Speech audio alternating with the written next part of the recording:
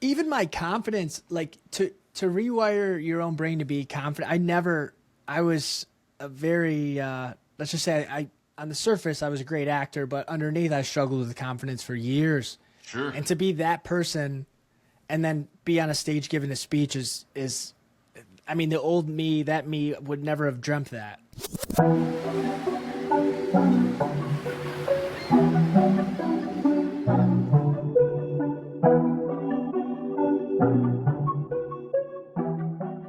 Getting to hang out today with my brother Nathan Gould, who I've known for a while. We've actually done a episode before, which you can find on my YouTube channel. But it's been a while, and I actually got to listen to a bit of it a week or two ago. There's certain elements of your story and your history, Nathan, that we may touch on that we may have touched on previously, but I'm sure we would both agree we're in a completely different space now. What's really cool about the relationship that I have with Nathan is that I knew him before anything was really what you'd call blossoming with my content and whatnot. Like I was filming myself, but I was really in that like early documentation stage. And we both had this calling to, help people where we can and kind of like a fascination with the process of creating content. And we forged a friendship. We were both in the mortgage industry. And since then, times have changed and shifted in many ways. I have my business where I help people one-on-one, and he also has a business where he does the same. And he's even recently gotten to speak in front of a group of people, which I'm sure we'll talk about today.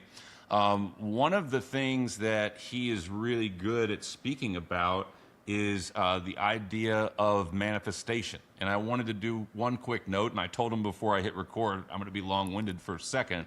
But manifestation gets a bad rap, and I used to be someone who would give it a bad rap. But when you boil it down, manifestation just simply means, the display of, I think, and I'm paraphrasing, like the displaying of a thing. And when you really look at it, you could objectively say that anything that happens in your life at any point is a manifestation. You are always manifesting. But true manifestation, like what a lot of people try to speak to, some more eloquently or better than others, is the alignment of more desired outcomes. And I've historically been someone who's grappled with this, but I've made significant headway, partly with relationships like having Nathan, also Matt Cook, who I've gotten to have in my podcast before, super grounded speaker about manifestation.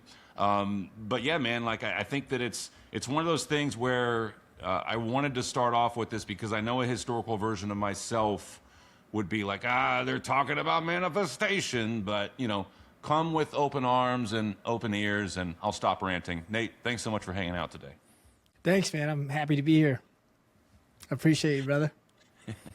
You too, man. And I know that was a lot of words, but I know that you too have a similar history with manifestation in that you grew up, around culture and other upbringing factors that would have resistance to it, right? And I remember I saw a comic reel where a dude was making fun. He was walking in the street somewhere, and he had like a aluminum foil wrapped around his head, and he's like, I'm manifesting, and so that's baked into so many of us. I guess that would be like a good launching point. And again, we may have talked about it the last time, but was there a point that you shifted from this woo-woo manifestation stuff is nonsense to there's something here, or do you feel like you always had a connection to it? I think it was The Secret. Was the first time. And when I watched that, I probably watched it a few times in a row.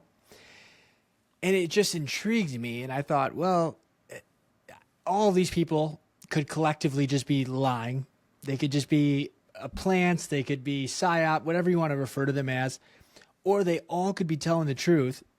But either way, I won't know unless I figure it out and I search this journey on my own. And, you look at this, not to go off on a tangent or anything, but you look at the school system, you look at our society, our entire reality, nothing is set up in a way for your best interest. Nothing is set up for you to be abundant, the tax system, all of it. Right. Inflation, I could go on a whole tangent on it. So the fact that it had this bad rep and people were saying don't learn about any of that, I feel it was a clue to me to learn more about that. Yeah. I was telling someone recently, like, be mindful of what you accept that may come from the government. It's not to say don't trust. I'm not saying don't trust your government, but be mindful. Yeah. Be mindful of what they're saying and like what all signs point to. And I think you're right, dude. Like the conditioning that so many people speak about that come from being in schools and being taught that like your grade matters more than your character, right? Yeah. Which is fucking nonsense, right? And it's the same reason why there's so many billionaires that are not happy and seek guidance from gurus, and not the other way around. Not to cut you off, but yeah, no. Yeah, it was, and then that was my journey, and from there things would happen, and I would take notes of them. I'd record a video journal diary, and I thought, well, I have this footage. Worst case, I can review it in the future, look back on it, smile at my journey. Best case, I might put some of this out someday, which is what I've slowly started to do.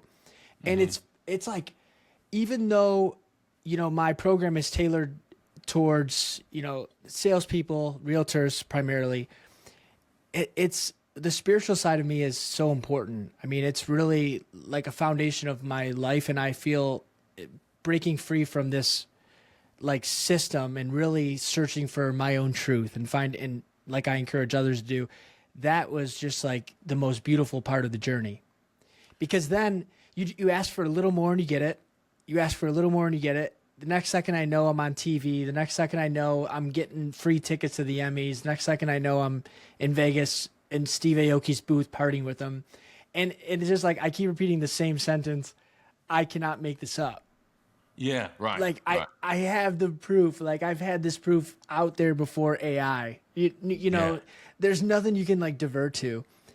And my ability, I've got countless failures, but one strength I feel I've always had is the ability to recognize patterns. Yeah.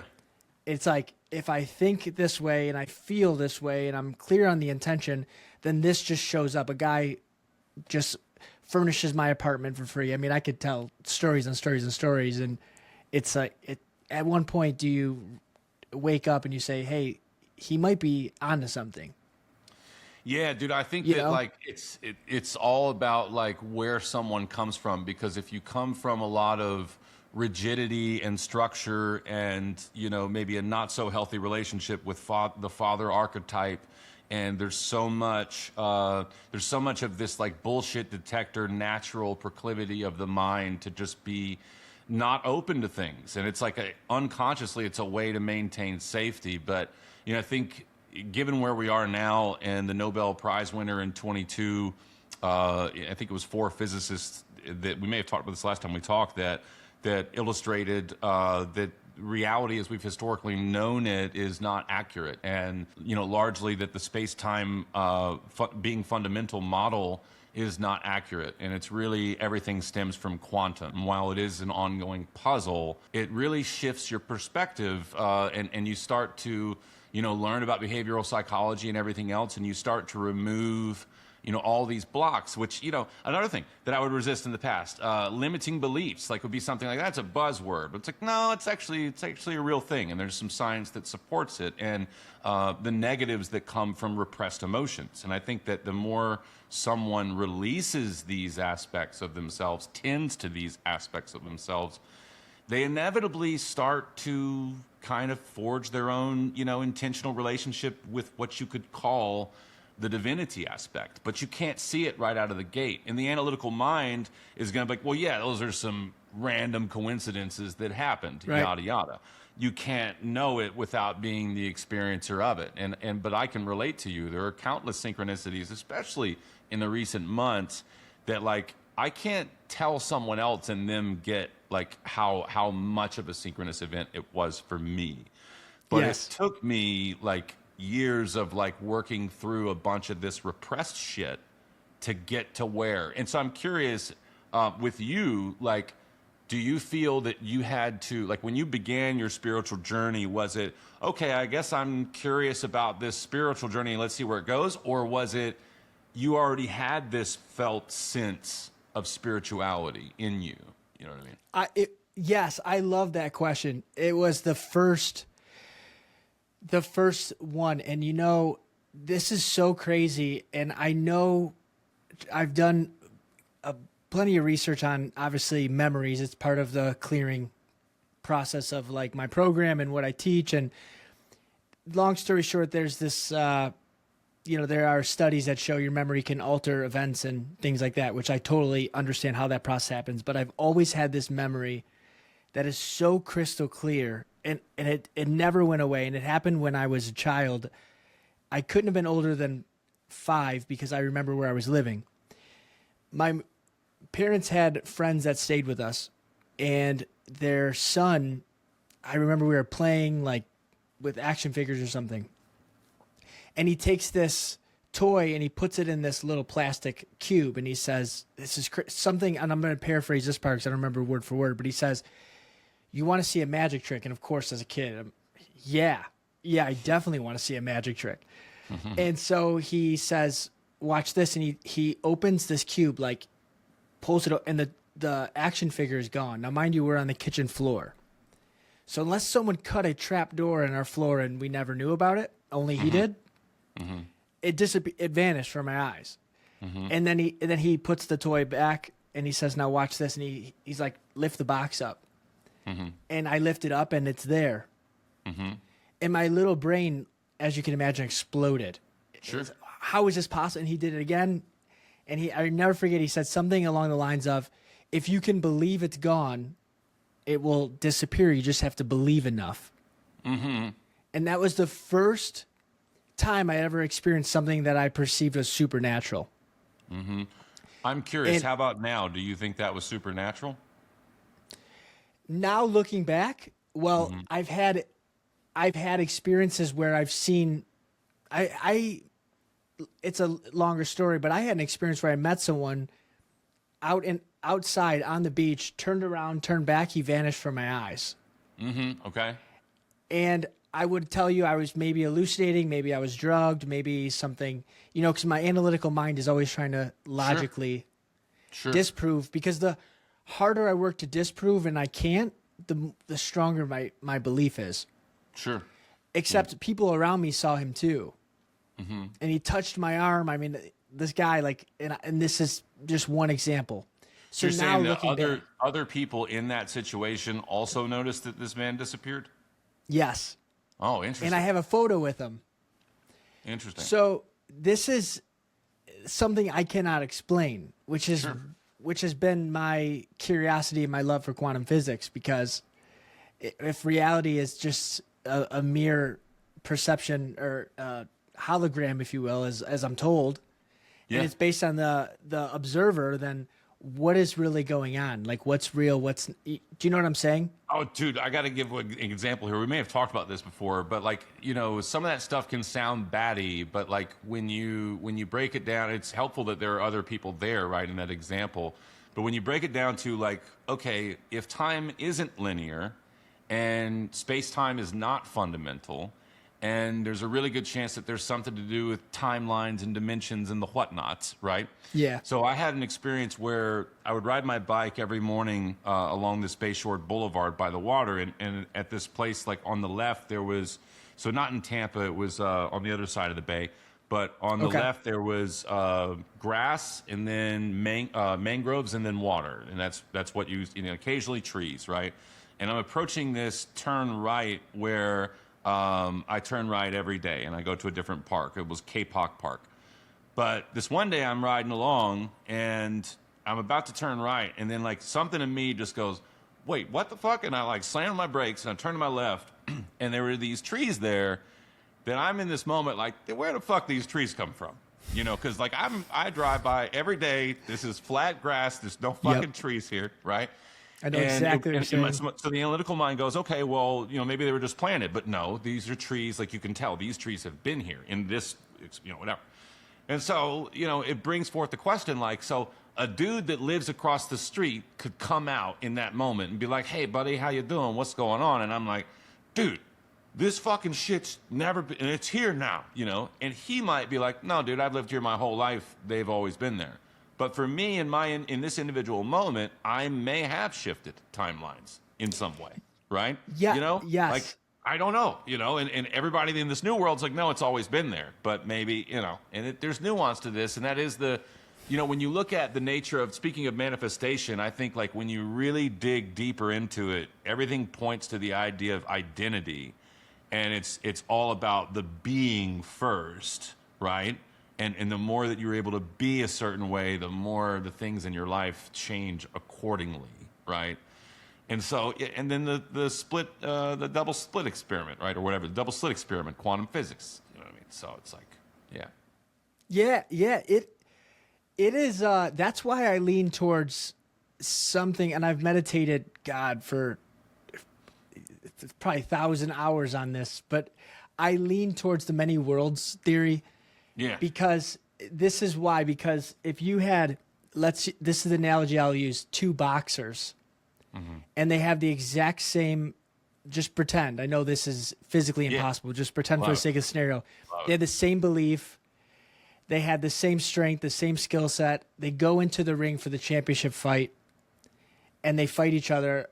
It is my belief that they would each go to that world or that timeline where they both would win. Because if one wouldn't beat the other, then there would be a flaw in the way reality is generated. Yeah. Do you see what I'm trying to say? Yeah. And you know, I'll say this. I am so lucky for the first time in my life to have a partner who's been so open to what I've told her in my stories. And just to be able to share is one thing, but also to see her bring things in her reality has been the coolest thing. Because obviously I'm her biggest supporter. And like, for example, she loves playing the piano. And she said, I would really love to get a piano. I don't want a baby grand or anything because of the layout of our house. I just want to stand up piano. And it wasn't long after, she didn't tell anyone about it. We just had this convo late at night, just laying in bed. And it wasn't long after her mom gives her a call and says, you know, so-and-so wants to give away a free piano. Do you want it? And now there's a $7,000 piano sitting in our living room, and we didn't pay for it. That's crazy. And it's like, who would do that? Like, who would just... And she comes, she's all dancing around, and she says, well, then we're at my cousin's, and he has a ping pong table, and she's like, I want a ping pong table. And I said, okay, well, just do what we do. Just ask, you know? And her dad, shortly after, I don't know the exact time, could have been a week, 2 weeks, whatever, but he calls and he says, the school he works for is giving away a ping pong table. Do you want it? So it's back to Home Depot, back to picking up the moving truck, you know, and I try to tell others it's really just that easy. And if you get out of your own way, the flow will just be there. You get rid of those blocks. I think that's the big part here, is the getting out of your own way, because if any part of the self doesn't believe it, believes that it's hogwash and it's not possible, then it doesn't work the same. So you either have to be, sometimes I'll say, like, you either have to be in some sense ignorant in a way to where you're easily on board with the principle and you're like, oh, that's how it works? Okay, right? Or if you're someone who's historically been very resistant to this type of thought and it sounds too woo-woo, then you have to work on the simple stuff first, which is like removing the clutter that consumes you, right? Like the news and the whatnot and the fear, and working through the emotions to be able to like fucking open up a little bit, you know, if you're someone that believes you have a soul or whatever, right? And then you can get to that space, you know? Yes, and I will tell everyone, just start small. Yeah. And also like have the awareness to see these things when they come. And you know, I've had countless debates to where I'm at a point now I don't even want to put my energy towards them, but with like people who are very you know, into the church, and I have no issue with the church whatsoever, but it's like when I read my Bible, what I perceive is at least from what I've studied about Jesus, is this what he was trying to teach us. I don't think he was walking on water to like flex on us. Like, look what I can do. You can't do this. And I'm going to turn this to wine. Look what I can do. You can't do this. Like, I think he was literally trying to lead by example. And that's like why he was crucified, you know? And, Dude, well, and there's a whole rabbit trail right there. Like Yeah. I've learned that so much of what is in the Bible is actually more the gospel of Paul than it is the gospel of Jesus. Yes. And you know, when you look, there's a lot of speakers like Neville Goddard's a great one, right? Like that, his books will pull out quotes from the Bible, but then he'll be like, so it's really like what he's saying is this, you know, Christ consciousness, for instance, right? Like Yeah. that's what you're pointing to. And I think whether it's Jesus or Buddha or Krishna or whatever, like there's a, and the same thing with all the different religions, you know, Joseph Campbell bringing forth the hero's journey is a good summary of it. It's not for everyone, but for the individual that reaches a point in their journey where they're like, you know, at a boiling point or something, if they begin to, I think, mindfully take the trek of true self-discovery, making the unconscious conscious, that at some point they will inevitably start finding their own unique, you know, things that can't be explained, things that you just can't fucking explain. And, you know, and I think that's the nature of our life and science as a whole, right? It's ever evolving. I mean, I sent you a podcast, right, with Neil Tyson talking to this guy, Donald Glover, or is that his name? No, not Donald Glover. That's the rapper. No, Donald that's the rapper. Yeah, and I've heard many interviews with Donald Hoffman, which are fascinating. Neil, I had kind of strayed away from because it felt like he was really rigid around anything that was skirting the edge of metaphysics, but he appears to have come around a little bit. And so it's a fascinating discussion between the two of them. And it's pointing to the same thing. And so, and yeah, dude, behavioral psychology, right? Like the results are at the end of the thing. And everybody's focused on trying to fix the results. But it's about the process, you know? And that's what all this stuff is. And the more we're able to remove our clutter, the more we can develop our own, like, empathic somethingness, you know? And it could just be a creative thing, like whatever.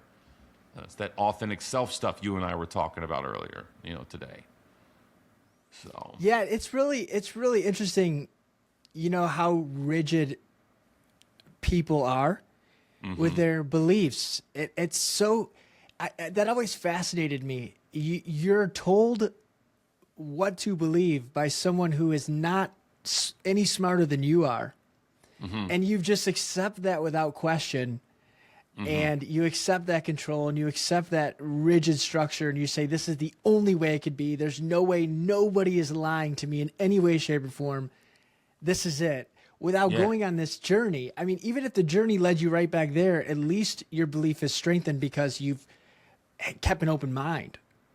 It's kind of like, like a lot of people are unconsciously in a Stockholm syndrome situation with their belief structure, and they will defend it, not realizing that their defense of it is an unconscious part of themselves trying to maintain safety in their map, right? That they're going to be all right. You know, it's some element of that, right? When really the more freedom lies within, like, what do they say? Like disassembling or deconstructing, you know, the beliefs. And dude, I met a guy at one point that I don't know the name of the religion. I think it was some version of Christianity, and there's nothing, I'm like you, like I have nothing against anybody or any religion, but it was interesting that he lived in one of those communities that felt like something like Amish in a way, but it was different. And you know, when I talk to people like from the work that I do, you know, I can't work with everybody, right? And so there's certain things that play into, is this a good fit, as you can relate to, right? And so we're talking, and he's telling me stuff that, like, certain things are, I'm like, okay, that can be worked with and stuff. And I started to ask him some questions to figure out the fulfillment piece. And he's like, well, here at the farm or whatever, I pretty much work on XYZ, and I'm forgetting what the XYZ was.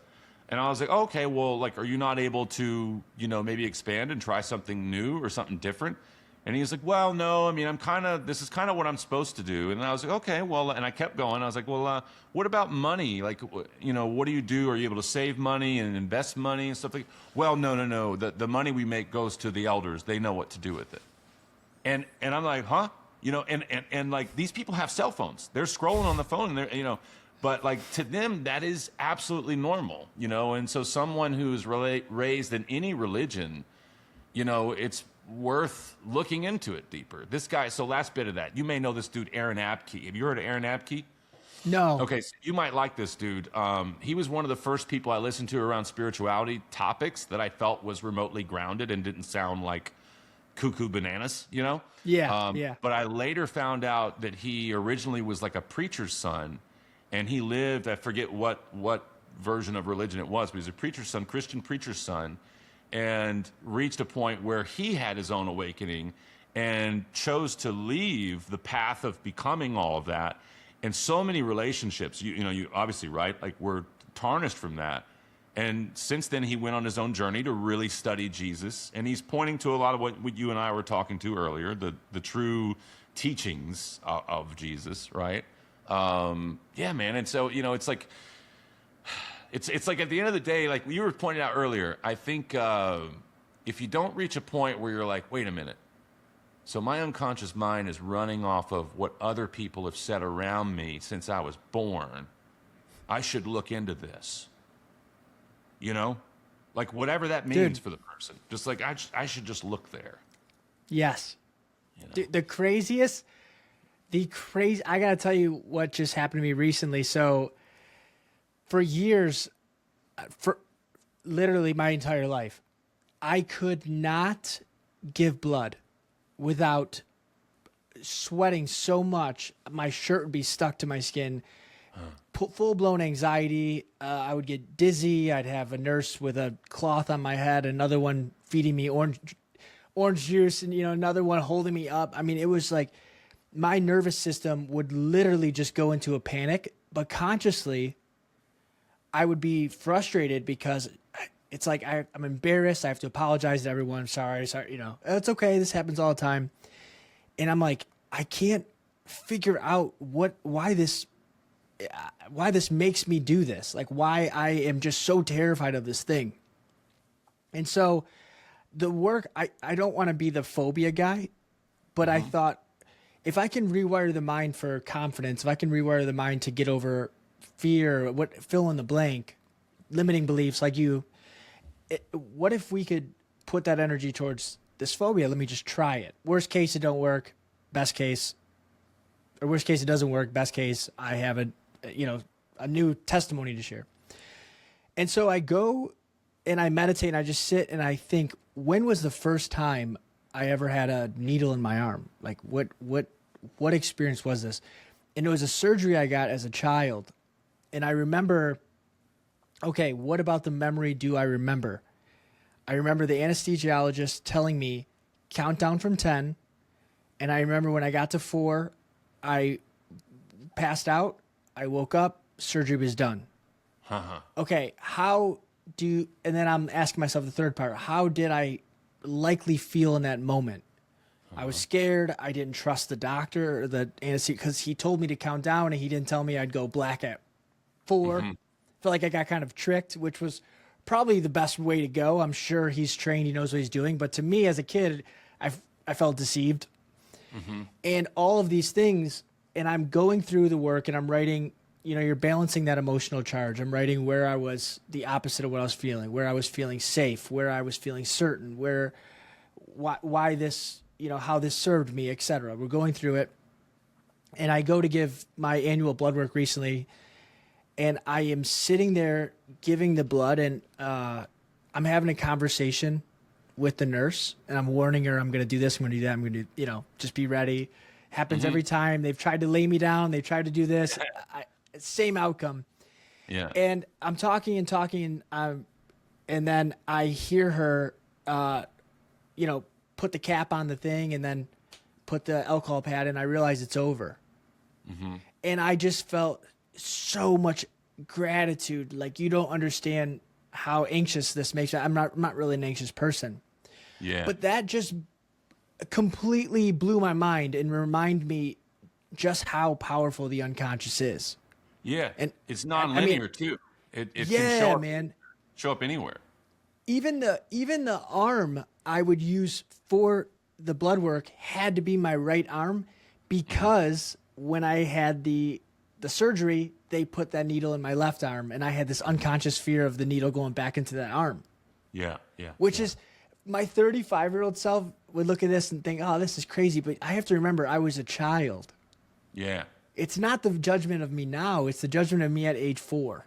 yeah, yeah. Do you know what I'm saying? So it's Well, Dr. John Martini, didn't he do some kind of research or studies around, like, even with certain, what do you call it? The words, when allergies and whatnot, like that people have, sometimes they can trace back that's even attached to some kind of a memory that created the allergy and shit, you know? yes. So I'm glad you brought him up. So he is like someone I greatly admire. I think I've told you that before. I have a ton of his books.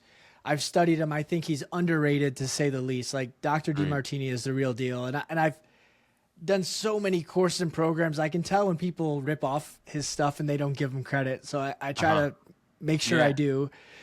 But there are actual published studies on, and I'm not familiar with the study on allergies, but there were published studies on taste and on smell. And I have done my work, which is greatly inspired by him. And I swear there's 2 things that come to mind. One was the taste and smell of coconut.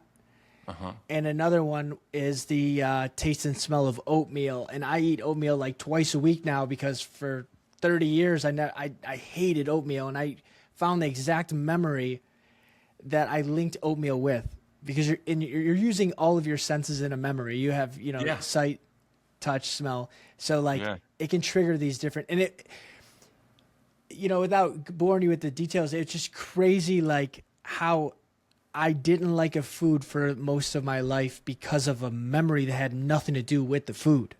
Yeah. And I know it's not just me because I've done this work with other people just out of pure curiosity. Sure. What food don't you like? Okay, I can't stand, grape juice. Okay, let's try to go to the first moment in your life where you have a memory around grape juice, and it's just so fascinating. What was going on there? Was there an argument going on? Was there blah blah blah? Like, yeah. Even my confidence, like to rewire your own brain to be confident.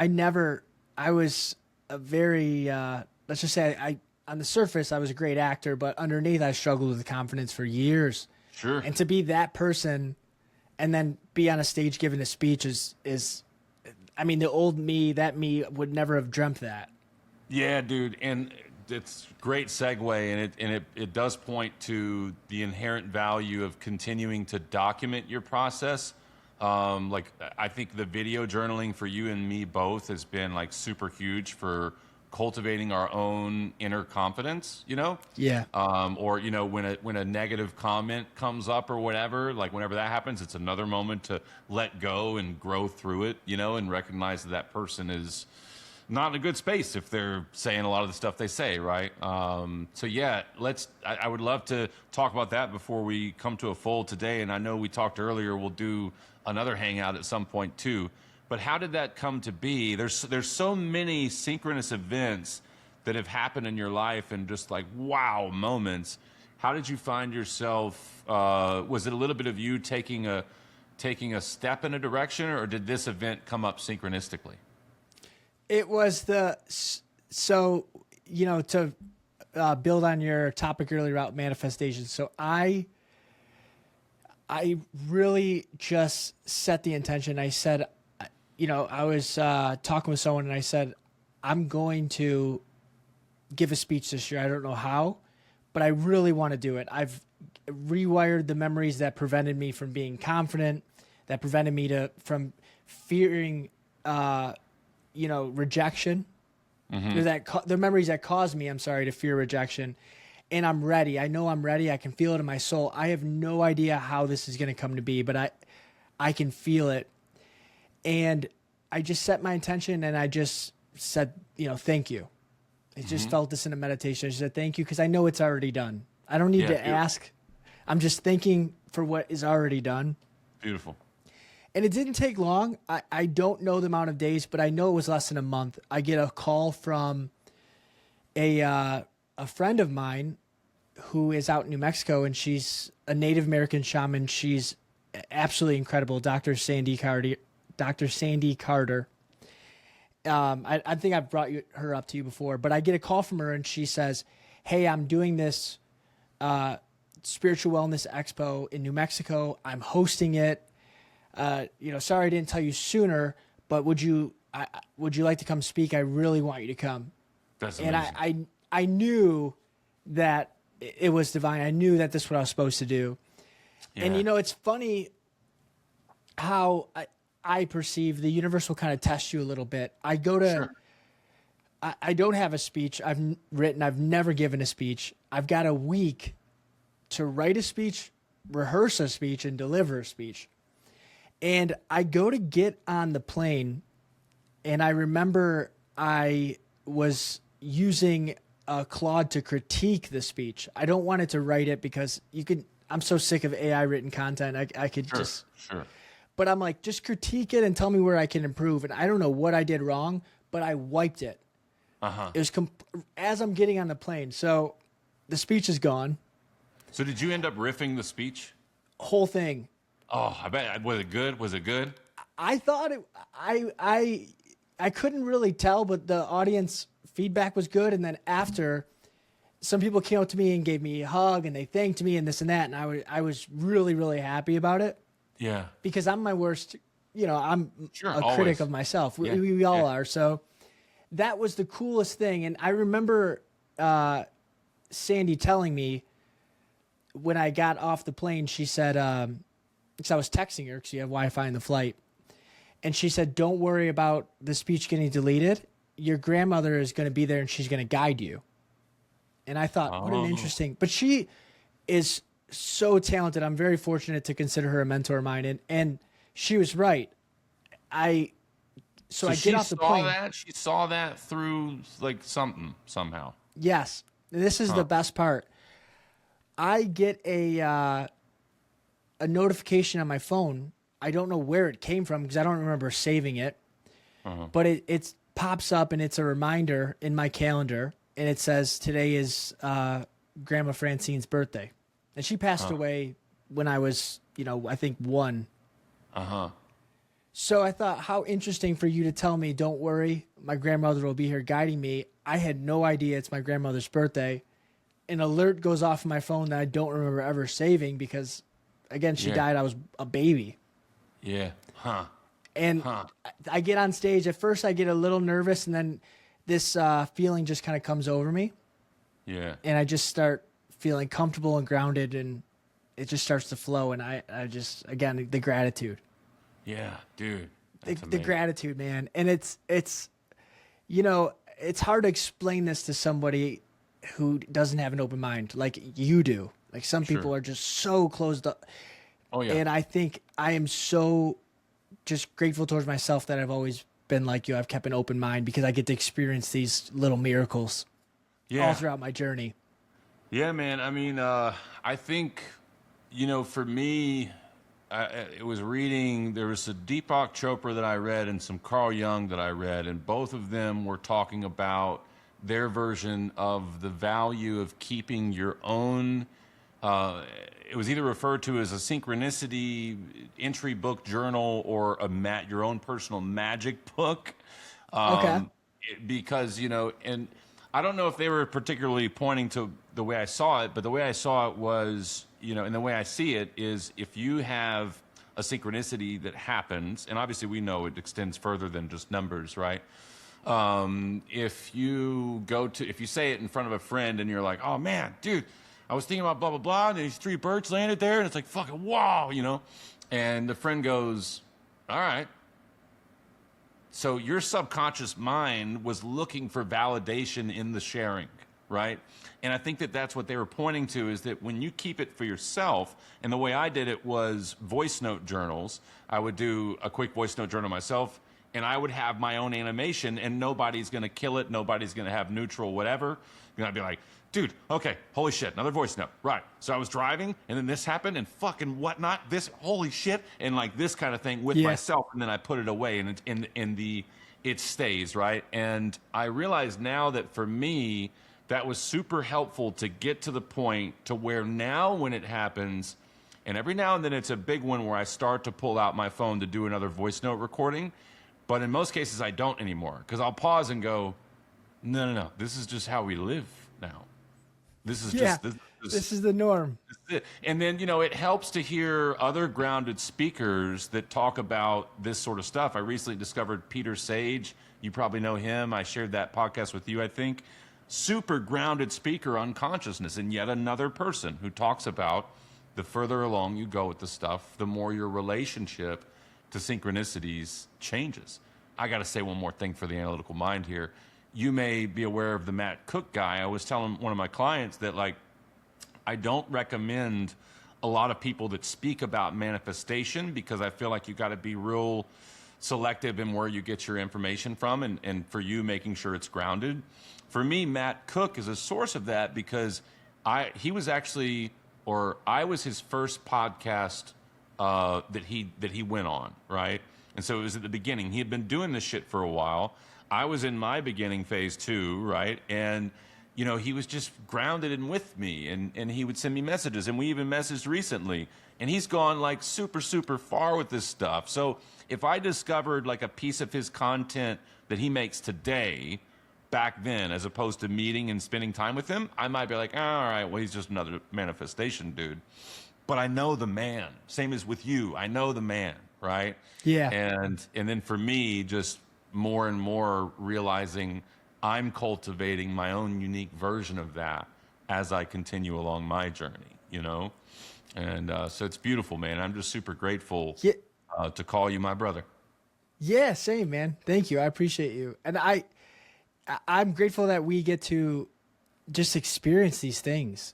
And in the beginning, I mean, God, I would just be sharing and sharing and sharing. It's like you want everyone to get it, and you're like, at some point you realize you're trying to convince someone of information of something that they're maybe not ready for. Sure. Yeah. Maybe that's too much. You read about and you hear about these stories of people going through this like spiritual psychosis when they first start to really wake up. And I would say maybe that's not for everyone to indulge in. Maybe everyone until they're quote said ready. Like me, for my journey, I was just at rock bottom. I was behind on all my bills. Car's about to get repossessed, and I thought, I'm going to start meditating because I have so much anxiety and I really don't want to take anxiety meds. I'm a proponent. If there's a natural solution, let's do it. Yeah. And from there, that's when I realized I didn't know what claircognizant was. I didn't know what it meant to be clairsentient. I didn't know that you could get these downloads and you could get this information that you share with people. And thankfully, I started listening to that voice because that voice would guide me right into meeting my mentor, which was just an incredible moment. Because from there, my entire life and the trajectory of my life has absolutely changed since I've met Janine. And it's like, I look at the timing of that, and the timing was right when I felt it needed to happen. God needed to literally like break me because I was so stubborn and so in this money, like just success. And I'll worry about the rest later. And now I realize everything's built upon, you're the most, I'll say this, I realize now the spiritual side of my life is way more important than I realized it was in the past. It really drives everything else, like the further along you get into it, which is something that like I would have batted and, or whatever, I would have shunned and turned my nose up to, 8 years ago. But Tony Robbins, I think, says it best with describing it as the science of achievement and the art of fulfillment. And most people are staying in the science of achievement, but for true longevity of like being fulfilled and continuing and not getting bored of work and not having a job that you have to retire from because it's something that you enjoy, it begs the need for the art for fulfillment.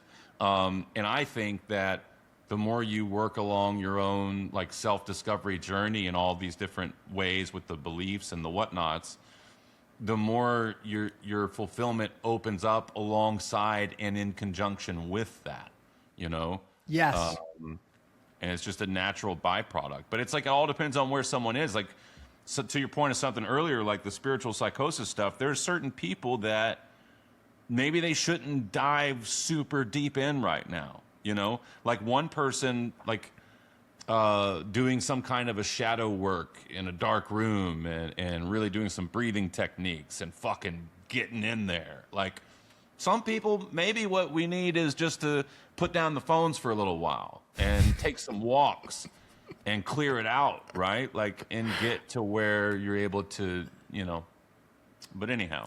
Yeah. Yeah. And there, you know, and I'll say this, and this is something that I realized is there is a lot of, I feel, we'll say manipulation in that space. I go to a lot of these spiritual events and I've met people and I've really thought, that's, I don't know if I trust, you can feel that energy. You know, this guy is claiming, you know, to do this work for you, and he's just standing there shouting things at you, and you're like, I don't really feel any different. Like, I think there's a lot of that, and it gives the rest of the community a very bad rep, because I have experienced like countless things that I cannot explain. Sure. Yeah. You know, I mentioned, you know, Sandy, who was the one who baptized me in New Mexico, and I went on the retreat with her, and that was amazing. And when I was out there, she says to me, your sister, she's really missing your grandmother on your mom's side. And your grandma's telling me if she wants to connect with her, there is a teddy bear in her closet that your grandma had left her. And I'm thinking, I don't think there is, because I think she would have left us all one. But then it's Sandy, so I think, well, I'm going to let my sister know. And I shot my sister a text on the way home, and I told her this, and she responds, you know, oh my God, I'm crying. Yeah, she did leave me a teddy bear. It is in my closet, and I have been missing her a ton lately. And you just think, to the logical mind who's very closed off, how can you explain that? I study science too. Yeah. Like, it doesn't have to be logical. Like, the reality we live in is not like, look at, everything is made of atoms. These atoms are vibrating, including you and I. Like, nothing really makes sense when you look at it from when you zoom out. Yeah. And then, you know, from that experience, once I started to see that was possible through the people I've been fortunate enough to be around, I started getting these downloads that I would share with people. And I've had times where I've walked up to a complete stranger and I'm like, look, this is going to sound really crazy. Can I tell you something? And I ask permission. If they say yes, okay, this is just what I'm feeling or hearing. Do with it as you wish. And I start saying this and saying this and saying this. You know, your mother, when she left you as a child, she didn't mean to hurt you as bad as she had, whatever it is, like very specific stuff. Yeah. And to see the person, like, you know, go into tears, I have to assume that they're not pretending that I'm right. Yeah. You know? Right. Yeah. Like, okay. Because, you know, like I said, I always dive into the logical side. My analytical mind is like, well, maybe they just didn't want to tell me that I was wrong because they didn't want to embarrass me. But like, but if they're crying like in a moment like that, it's a little bit different. Yeah. You know, and then you have the people out there, oh, that was a demon communicating with you. Okay, well, he must have been in a good mood that day because he told me something that this girl needed to hear. Well, you know, it's like there are people that can hear. I have a friend who can hear like full music in his mind, like it's crystal clear. He can hear songs. I can't do that. There are people who can envision a clear picture of an apple in their mind others who can't, and different variations of that, right? And I think like the clairaudience, the clairvoyance, or whatever, all those different things. And, Yep. there's so many different forms of senses, right? Like Dr. Tara Swart talks about that I there's love her. far more senses than we have been led to believe. It's like in the 30s or some shit, right? And you have fucking CIA with remote viewing studying and shit, and so Yeah. but when you're consumed by like work that doesn't fulfill you, and a narrative in the news and in society that keeps you like stuck in gossip or fear or whatever, like it's challenging to make headway anywhere else, but at the end of the day, I'm with it, man, and I believe now more deeply than ever in the potentiality for someone to have their own unique version of this. So some people, it may relate to actually feeling and sensing and processing downloads, as you say it. Others, like myself, I feel like I've gotten to the space that my channel, in the sense of when I'm speaking, it feels like it's more flowy, it's more dialed in. The good shit that needs to come out typically comes out. And oftentimes, like on a session, I may get like done with a thing and then pause and just be like, how are those words for you? You know what I mean? But I'm not going to say like that I personally feel like it's a download, more so that I'm just in that flow consciousness. But I fully submit to the idea that other individuals, select individuals like yourself, do have those. And I've spoken with a lot of people like that, and people that aren't like, like if I saw you in an alleyway, I might be like, hey, what's up, man? But then you can envision someone else who I might not say what's up to if they look like really disheveled and whatnot, and they're muttering incoherent thoughts to themselves, right? But you're just someone who's exploring the expansion of consciousness. And I think that's the fucking point. I do too. I do. And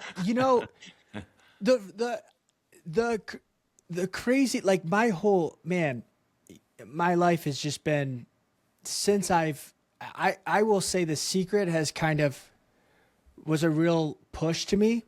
Mm-hmm. But the first moment was when my grandfather had passed. I was 12 years old. Mm-hmm. And my parents divorced really young. My father, he had his demons. He was not a big part of my life when I was younger. We're close now, but my grandpa was my hero. I mean, I looked up to him. He was that male role model. And when he passed, it was so hard for a 12-year-old to really digest this. Mm-hmm. And I remember I didn't know what to do. So I remember kind of kneeling and just saying a prayer. I didn't know really how to pray, but I just said, hey, if you're okay, can you let me know? Like that was what it was. Mm-hmm. And there's a few days later, my grandmother calls me and she says, I have this book and I think your grandpa would want you to read it. And I still have the book behind me. It was written by Criswell and it's called Did Man Just Happen? And I thought it was interesting. My grandmother would suggest a book, considering me at 12, I hated reading. Mm-hmm. But I thought this must be a clue or something. I don't know what it is. And I read this book, and this book was just all about how our reality is so precise. Mm-hmm. And it's the first book I've ever read. I still am kind of proud of the 12-year-old me for actually reading it. I don't know if I grasp every bit of it, but I tried. Mm-hmm. And, from there, I think that was like really the catalyst for me. It was, whoa, this is really, really interesting. Like, I don't know how others can't be at least intrigued by the reality that we're experiencing. Mm-hmm. Like, how can you get so caught up by something? They're distracted by something. Yeah, man. And the craziest thing, and this last thing, I'll to add on to what we were talking about earlier with things appearing. Mm-hmm. When I was in Orlando, I had just when I was just moved to Florida, I was trying so hard to get on my feet, and man, I was just struggling. And I remember one night I was in a meditation in my living room. I had literally no furniture but this used couch my friend had given me. And I'm sitting with my legs crossed on the floor in this deep meditation. And I don't know where this idea came from, but I just thought, I wonder if I could just meditate so deeply that someone could just appear. This is the thought I had. And it was like, maybe I'm losing my mind. I don't know. I'm going to try this thing. And I just imagined this girl the best I could. I don't know why I thought of a girl, but I imagined this short brunette girl, beautiful girl, just appearing. And I'm so deep in this meditation, dude. I couldn't tell you how long it was, but I get a knock at my door and it's midnight or 1 a.m. And I open the door in my boxers. I thought it was the police. I'm standing there awkwardly in my boxers, and it's a very, very similar looking female that I had visualized in my mind. And she says, "Oh my God, I'm so sorry. I'm looking for so-and-so's house. I got the wrong address." And I go to close the door and I run to like put my shorts on and a shirt. I'm like, wait, I want to talk to you. Like, who are you? And when I ran back out, she was gone. So that these little experiences just intrigue me so much. I know what I saw. Like, she was 5 feet in front of me. I talked with her. Like, I know she was there. And then how is that possible? I can't. Dude, I can't explain it. It's just interesting. I'm with it all the way. I think a good like potential bow to put on the conversation for now is that with all of it, but I think that when you were a kid, the dude was doing a really good magic trick. When you were in the kitchen floor. Okay. You don't think so? No, because I don't think I'm explaining this correct. Okay. So picture, how can I explain this? Picture you have a plastic square. Okay. Now picture the top of it's covered. The bottom of it's open, so it's basically like an open the box inside of or this. whatever. Like the inside of this top. Okay. Yeah. Okay, break this off. Yeah. Now take this mic, put it under the top, and turn it upside down and lay it on the hard tiled floor. Yeah. And then tell someone to uncover the box, and whatever's inside of it is disappeared. And you're like this. You're feeling. Was he wearing a long sleeve? No. Okay. I remember it's crazy. I don't know what he had pants, but I remember he had a white shirt on. Yeah. And then he tells me this. I said, there must be some, he says, you do it then. You take the thing, you put it in the lid, and then turn it upside down on the ground. Yeah. And then I will imagine it disappeared and watch it will go. And I lifted the lid up, and it's gone. Oh, so when you did it as well? Yes. How old were you? I couldn't have been older than 5. That's the hard one for me. Just because the analytical mind, because you were so young, That's the hard one. Like, I'm on board with all the woo-woo potentialities, but like this one, my mind goes to magic trick. But my mind goes to the same thing.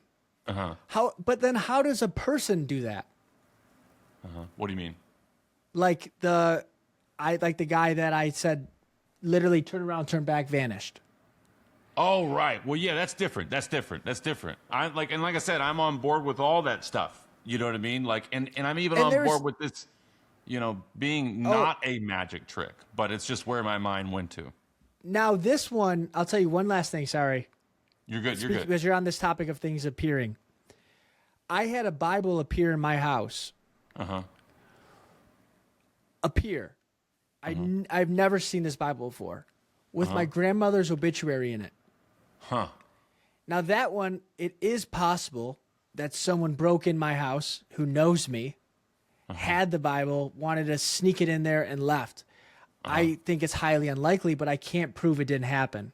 Sure. So I'll let my logical mind, but that is just an example of something just like, where did this come from? Well, yeah, and when you have enough of those examples, and I think that's the thing is when it happens enough, you're like, damn. And it's nothing that you can prove. Most of the time, it's nothing that you can prove to someone else. And I think that's almost like the comic signature of all of this, you know, because I do believe the creator he's got a little bit of a comic in him. But anyhow, man, dude, this has been an epic conversation. I'm super excited to do another one in the future. And I'll put a link for your stuff in the description in case anybody wants to check out more. Dude, I can talk to you all day, man. I always enjoy it. Yeah, amen, brother. Well, we'll get to do it again soon. Okay, bro.